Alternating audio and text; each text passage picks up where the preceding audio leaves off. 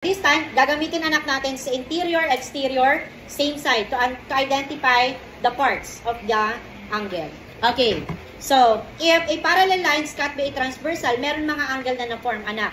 And the first angle is what we call the corresponding angle. So, when we say corresponding angles, two non-adjacent angles. So, when we say non-adjacent, ano po yun? Hindi magkatabi.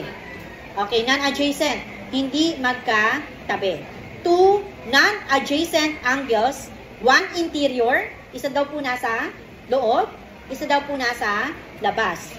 And on the same side of the transversal. Let us analyze the given figure. Okay, so when we say corresponding angle, two angles sa pinag-uusapan, meaning pair po iyon. A pair of angle, non-adjacent, okay, one interior, one exterior, but on the same side of the transversal. I will give you an example of corresponding angle. The first pair of corresponding angle is angle 2 and angle 5. Why? Isang nasa loob, isang nasa labas. Hindi magkatabi, pero parehas nasa left side. Do you understand? The first pair of corresponding angle is angle 2 and angle 5. Another pair of corresponding angle. Yes, Saula? Okay, very good. We have angle 1 and angle 6. Ano pa po? Yes, Ocho Torena? Angle 4 and angle 8. And the last one is? Masbang? Okay, we have angle 3 and angle 7. So, any question about corresponding angles?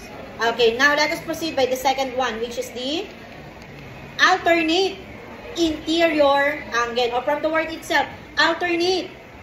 Isang nasa right, isang nasa left. Pero parehas nasa loob. Okay, when we say alternate interior angle, two non-adjacent, meaning hindi magkatabi. Two non-adjacent interior angles on opposite side of the transversal. Okay, so give me one pair of alternate interior angle. Ilagan? Very good. Angle 3 and angle 6. Isang nasa right, isang nasa left, parehas nasa loob, pero hindi magkatabi. Another pair of alternate interior angle. Yes, anak?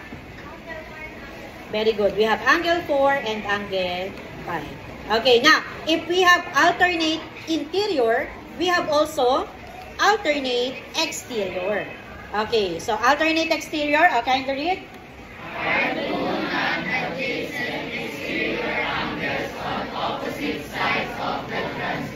Give me one pair of alternate exterior angle. Will you one? Give me one. Very good. We have angle 2 and angle 8. Another, yes, Pabon. Okay, angle 1 and angle 7. So, any question about alternate exterior angle? Now, let us proceed by the, kung may alternate, meron din tayong same side interior angles. So, same side interior angle, a pair of angles that are located on the same side of the transversal line and on the interior of the two lines. So, based on the given or based on the definition, give me one pair of same side interior angle. Nadonsa, give me one. Angle 4 and angle 6. Very good. Another. Jacoben. Angle 3 and angle 5. Angle na, parehas nasa loob po ba? Parehas nasa left side. Okay, that is the same side interior angle. And we have also angle 4 and angle 6. Question about same side interior. Kung meron tayong interior, meron din tayong exterior. So, same side, exterior angle. Girls, can you read the meaning? A pair of angles that are located on the same side of a transversal line and on the outside of the parallel line. Based on the definition, give me one pair of same side exterior. Angle 1 and angle 8. Very good. Another, Agner. Angle 2 and angle 7. This is an example of same side exterior angle. Pangilan na pong angle yan? 5 po. Ano yung una? Corresponding angle. Second, alternate interior, alternate exterior, same side interior, same side exterior. So, ang pang-anim po ay O, ito, na-discuss na to. Vertical angle. Vertical angle, two non-adjacent. Okay, may common vertex, pero walang common side. O, give me one pair of vertical angle. Di pa mahal yun. Angle 2 and angle 4. Very good. So, this is angle 2 and this is angle 4. They have a common vertex, pero wala silang common side. Or ang technique natin dito, anak, magkatapat. 1 and 3, 2 and 4. Do you understand? O, ano po yung vertical angle sa baba? O, yes, Efren. Angle 5 and angle 8. Ano pa po? Anak? Angle 6 and angle 7. Any question about vertical angle?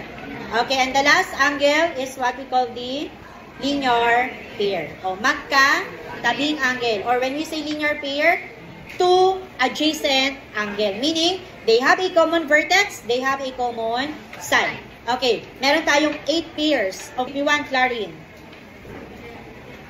Angle 1 and angle 2. Very good. Another, Milan? Angle, paikot na lang tayo, anak. O, angle 1 and angle 2. Anong susunod? Okay, next. Perata. And the last one? O, paikot po, di ba? Sa apat. Angle 1 and angle 2. Angle 2 and angle 3.